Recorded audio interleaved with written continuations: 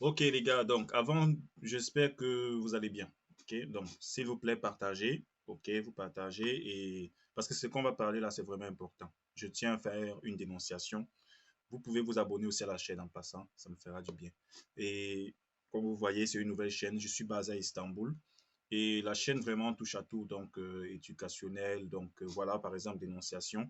Donc vraiment, n'hésitez pas à vous abonner, ça me fera vraiment du bien et ça me fait vraiment plaisir. Et en plus, c'est gratuit. Merci. Donc voilà. Voici donc une vidéo de dénonciation, d'accord? Parce que on se rend compte que beaucoup de personnes se font arnaquer en Turquie, surtout à Istanbul aussi, beaucoup de personnes que je connais qui se font arnaquer, beaucoup de personnes qui m'ont déjà parlé de leur situation et encore plus récemment, j'ai une amie qui s'est fait arnaquer. Donc du coup, je fais cette vidéo surtout pour ces victimes-là, d'accord, qui bien sûr se reconnaîtront.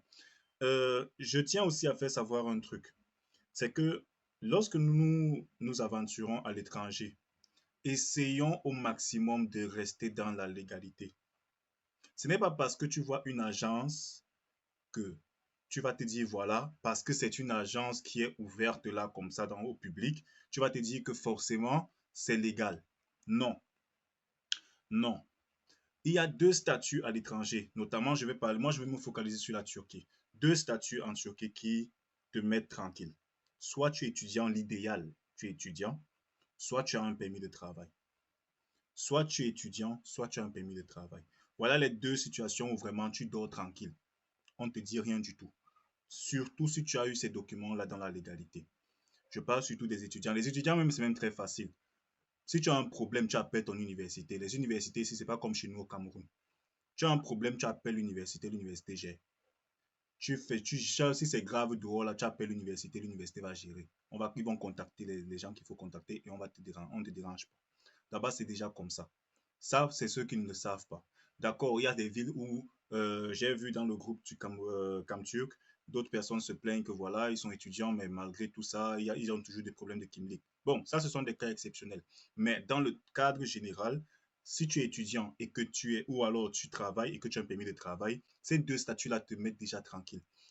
Maintenant, lorsque vous allez faire la carte de séjour, vous allez voir que dans certains postes les postes là où on paye pour la taxe là, il y a ces gars là qui sont toujours postés là. Ils vous parlent Kimlik, ils vous lancent un petit mot là, Kimlik, machin et tout ça. Parce qu'ils savent que bon, voilà, vous êtes là justement pour ça. Donc, ils viennent pêcher leurs clients pour leurs agences. Pour ensuite vous faire payer. Vous allez payer une énorme somme d'argent et ils savent très bien que vous n'aurez pas ce Kimlik. Pourquoi? Je m'explique. Nous savons déjà que ça fait déjà quelques années, je vais dire 2 à 3 ans comme ça, il y avait eu rafle là, vous vous rappelez bien. Je ne sais plus trop, c'était, je crois, il y a 2 ans, hein. Il y a eu rafle là où on raflait tout le monde. Ils ont raflé des grosses rafles et tout ça. Voilà. Ils ont raflé. Maintenant, le rafle continue aujourd'hui, sauf que ça continue un peu dans la douceur. Maintenant, ils utilisent leur système pour nous rafler. C'est ce que vous ne comprenez pas. Ils ne sont pas cons. À l'époque, avant là, ceux qui sont là depuis, on allait dans les agences, là, vous faisiez vos documents, les agences faisaient tout, vous avez votre carte de séjour tranquille, vite fait comme ça. Et là, je parle de ceux-là qui sont en mode touriste.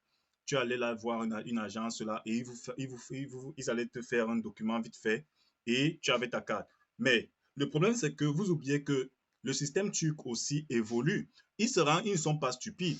Lorsqu'ils voient que plusieurs personnes passent par un même canal, ils vont bien sûr chercher à comprendre pourquoi le canal fonctionne comme ça et ils vont bloquer ce canal-là.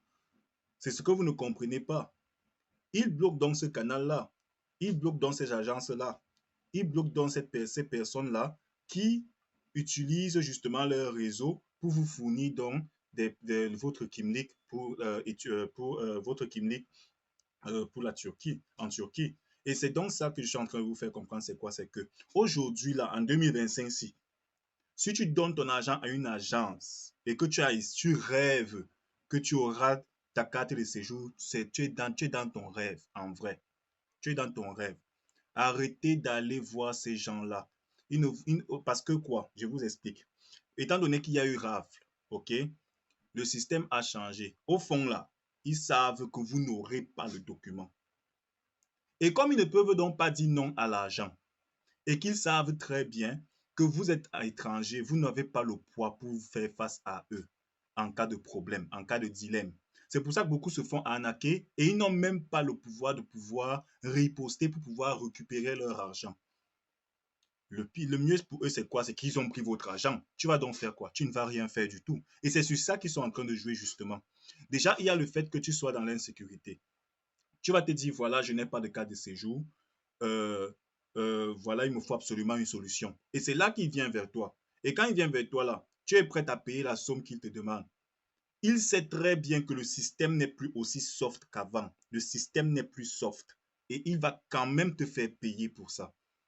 Il va quand même te faire payer, te demander tous les documents nécessaires et tout ça, tout le tralala qu'il va te demander. Et à la fin, il sait pertinemment que tu n'auras pas le document. Ou alors même qu'il y a une très faible probabilité que tu aies ce document, contrairement à avant, il y a encore 5 ans.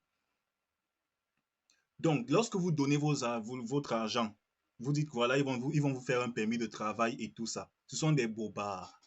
OK? Maintenant, là, ce sont des bobards. Ils ne vous fourniront aucun permis de travail. Ils savent très bien qu'ils vont faire le document pour bien sûr te mettre en confiance, mais à la fin, tu n'auras pas ce document-là. Et ils le savent très bien. Maintenant, qu'est-ce qu'ils font? Lorsqu'ils ils se rendent compte qu'à la fin, tu n'as pas eu le document, ils vont bien sûr t'annoncer. Tu vas te rendre compte que tu n'as pas eu le document et tu vas les contacter pour savoir, mais comment j'ai payé pour avoir mon document et tout. J'ai payé pour ça. Maintenant, tu as payé pour ça, mais tu n'as pas le Kimlik à la fin. Qu'est-ce qui se passe? S'ils sont les premiers à te dire, à contact le numéro aussi, ils vont te donner un numéro comme ça. Voilà un numéro contact, ça un certain avocat, qui va aussi manger son argent derrière toi. Ce que tu dois comprendre, c'est quoi? C'est que c'est tout un réseau. Il te donne le numéro d'une personne, soi-disant avocate, qui va devoir les poursuivre pour pouvoir les poursuivre en justice, essayer de trouver une solution pour toi, blablabli, blablabla. Et bien sûr, tu vas devoir payer cet avocat-là. Et lorsque tu payes l'avocat-là, lui aussi mange son gombo sur toi. Ils se nourrissent tous du désespoir des étrangers dans leur pays. C'est ce que je veux que vous compreniez. Arrêtez un peu d'être naïf. Il est préférable, pour moi, hein, pour ma part, il est préférable de ne pas rester dans un pays, dans une situation illégale. Moi, j'ai vu des personnes proches ici qui ne sortaient pas de la maison. Et franchement, moi, ça me faisait mal parce que ces personnes m'ont beaucoup aidé quand je suis arrivé ici en Turquie en tant qu'étudiant. Ce sont les personnes qui m'ont vraiment tendu la main. Et à la fin, je me suis rendu compte, quand j'ai vu la situation après, moi, personnellement, ça me faisait mal. Ça me faisait très mal, même si je ne le leur disais pas. Moi, personnellement, ça me faisait mal, puisqu'on sortait, on montait, on descendait, et je me rends compte qu'il ne pouvait plus sortir, monter, descendre comme on faisait avant. Moi, perso, ça me faisait mal. Et donc, moi, je veux dire quoi? Moi, je dénonce surtout ces agences de Kimlik et tout ça. Arrêtez de donner votre argent à ces personnes-là. Maintenant, si, dès maintenant, là, arrêtez. Dernièrement, il y a une fille, une demoiselle, chérie, je crois, chérie Star sur TikTok, qui pleurait et tout, que voilà, elle a fait une demande et ça n'a pas fonctionné. Elle a même fait une demande de permis de travail, ça n'a pas fonctionné.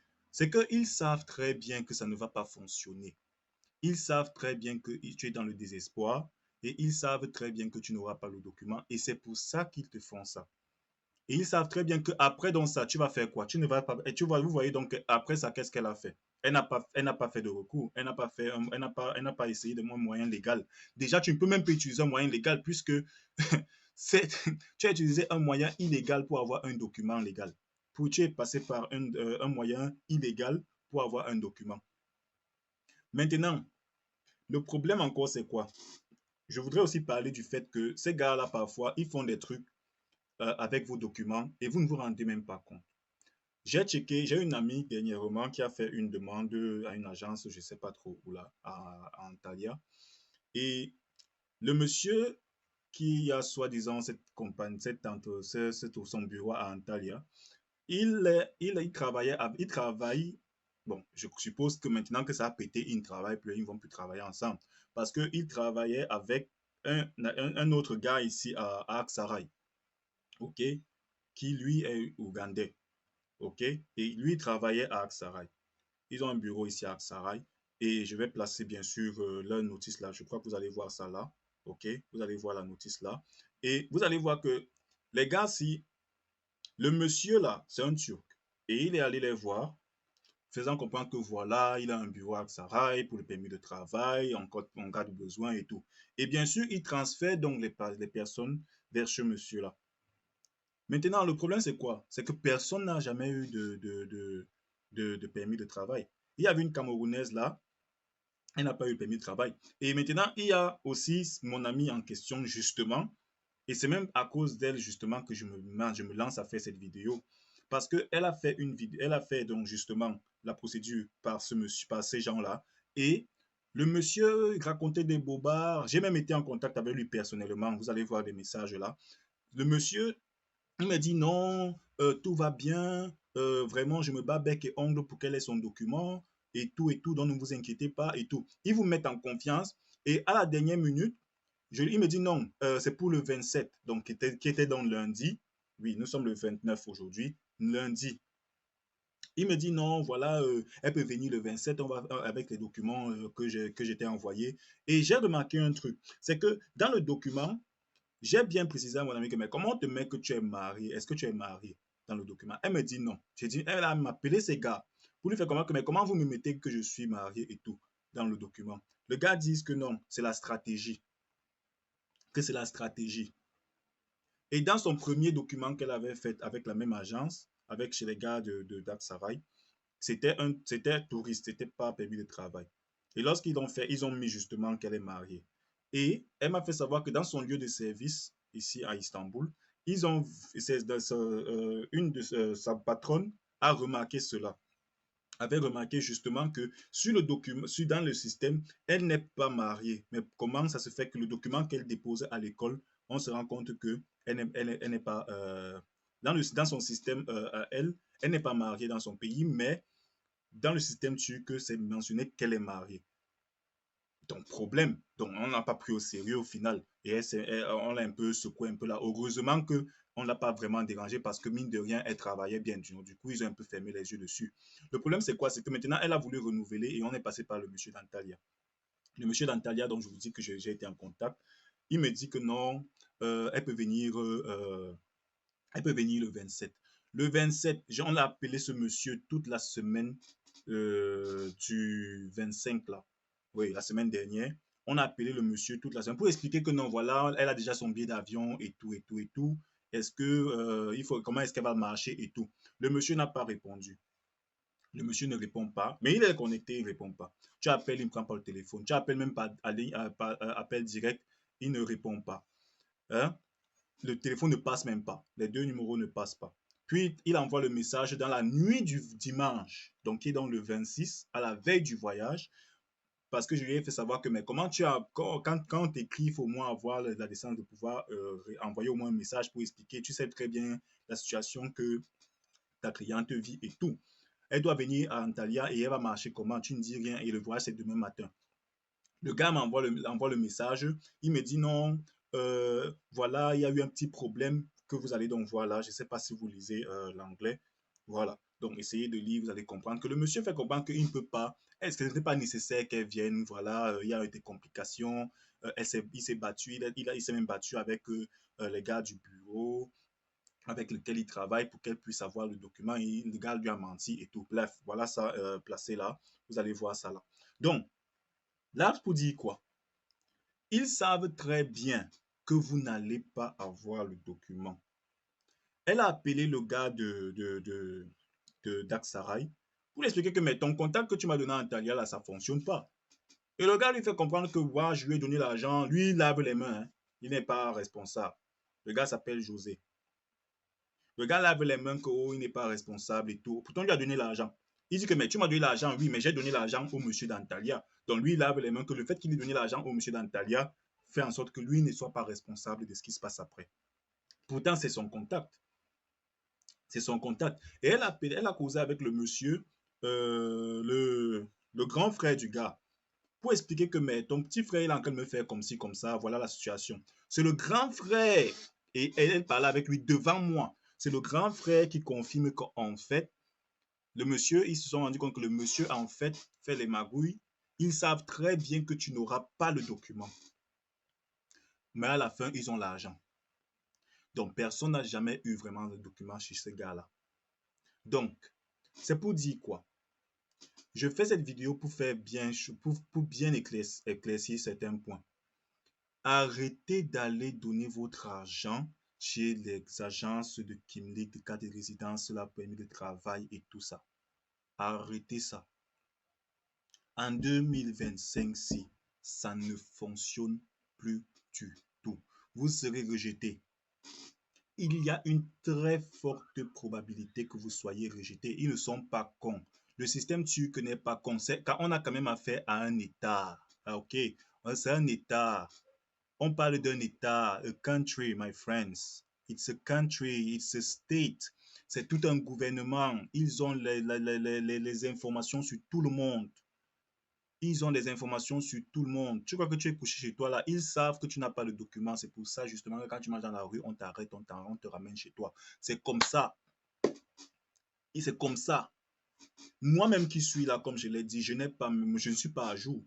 La seule chance que j'ai, c'est que déjà, j'ai payé toute ma pension. Enfin, je suis en doctorat à Istanbul, Aydin. Voilà, vous voyez. Donc, moi-même, je suis étudiant. Ça fait déjà quoi? 4 mois. J'ai déposé ma carte de séjour.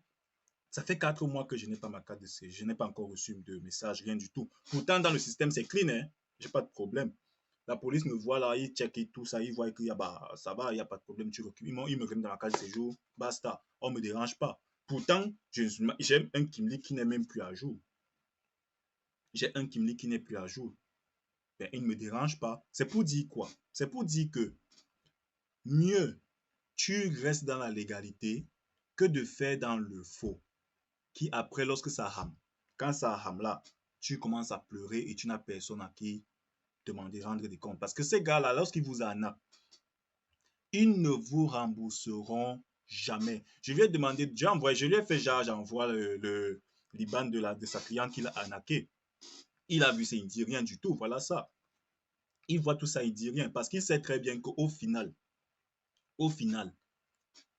il n'y a rien à faire. Elle ne peut rien faire contre lui. Il est dans son pays. Elle va aller voir qui. Elle est passée par l'illégalité. De toutes les façons, elle ne peut pas demander au gars de rembourser. Maintenant, le gars, la seule personne que la victime a maintenant pour arrêter là, c'est qui? C'est son frère ougandais qui est justement José.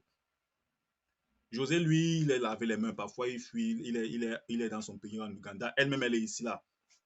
Ça fait des mois qu'elle suit dans cette procédure, qu'elle attend cette procédure. À la dernière minute, on lui fait comprendre qu'elle n'aura pas, que c'est mort, qu'elle n'a jamais été dans le système. Et il faisait savoir à cette demoiselle que non, tu peux marcher dans les rues, il n'y a pas de problème. Le document que tu as là, tu montres juste ça. Et le document, c'était quoi? C'était justement application form. Ce qu'on remplit sur Internet, dans le site là, le gauche là. C'est ça qu'il dit que non, t'inquiète pas, tu n'as que juste à montrer ça avec ton téléphone comme ça. Et pourtant, il sait très bien que la situation est mauvaise pour elle. Et je le lui ai dit que quand je vois ces informations-ci, c'est pas très net. Il y a beaucoup de trucs là que moi je trouve pas net. C'est mentionné que tu es marié alors que dans la réalité, tu n'es pas marié. C'est mentionné que la date de dépôt est déjà passée depuis longtemps. Mais il te demande de venir avec le même document après des mois. Après des mois. C'est pas logique. C'est pas logique. C'est pas logique. Donc, parfois, quand ils font, et ce qui est même encore plus énervant, c'est quoi? C'est que lorsqu'ils font vos documents, vous ne vérifiez même pas.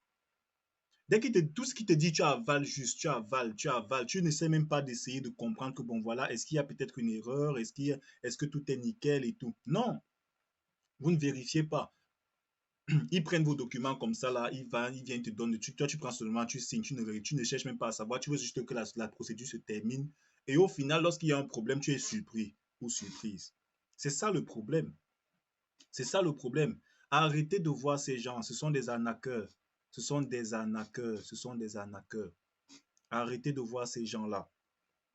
Si tu peux être étudiant, hein, si tu peux forcer, tu es étudiant, tu es étudiant. Si tu peux avoir la chance que tu as eu ton permis de travail dans la légalité, fais-le.